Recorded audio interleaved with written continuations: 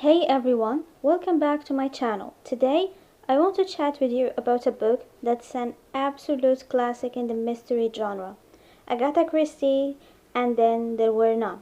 If you haven't read it yet, don't worry. I'm not going to spoil it for you, but I do want to talk about some of the deeper moral lessons that this novel offers. So grab a cup of tea, get comfortable, and let's dive in. Okay, so the first big moral lesson in And Then There Were None is all about guilt. Throughout the novel, each character is dealing with something heavy on their mind, something from their past that they are not proud of. And let's be honest, who doesn't have something like that, right? I mean, it's not something as huge or as serious as a crime, but there is something.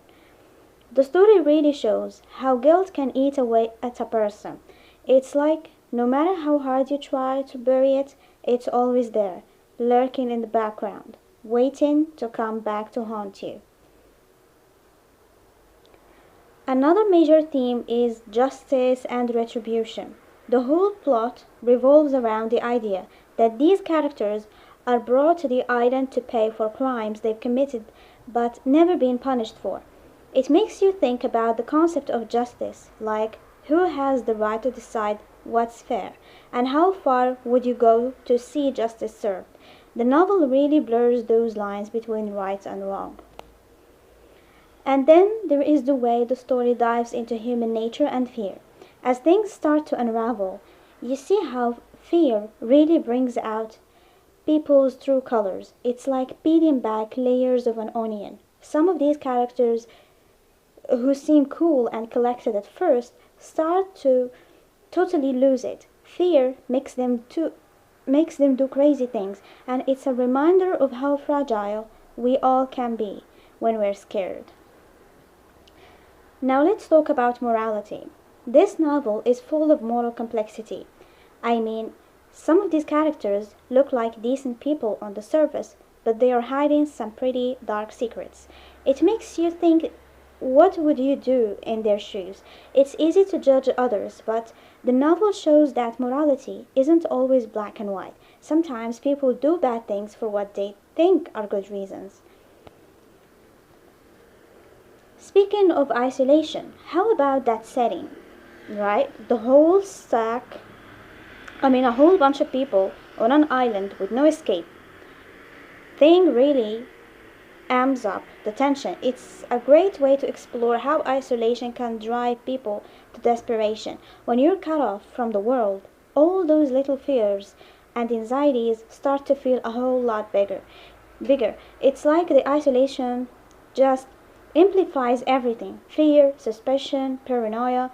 Not a fun place to be. Another big takeaway from the book is the inevitability of death. We cannot avoid it. Christie does an amazing job of showing that no matter how or who you are, rich, powerful, or just an average person, death is the great equalizer. It's a bit morbid, but it's true. The novel really drives home the point that you can't escape your fate. And lastly, there is a warning in the story about the dangers of playing God. The character who's going to be revealed at the end of the novel, that he or she is responsible for the killing, is a perfect example of what can happen when someone takes justice into their own hands. It's a reminder that no one should have that kind of power. It can really mess with your humanity, and it can lead you down a dark path. So are those are some of the big moral lessons and in the novel And Then There Were None. It's a brilliant book that makes you think about justice, morality, and human nature in a really deep way. If you haven't read it, I definitely recommend checking it out. And if you have, let me know in the comments, what do you think? Did you pick up on any other morals or themes? I'd love to hear your thoughts.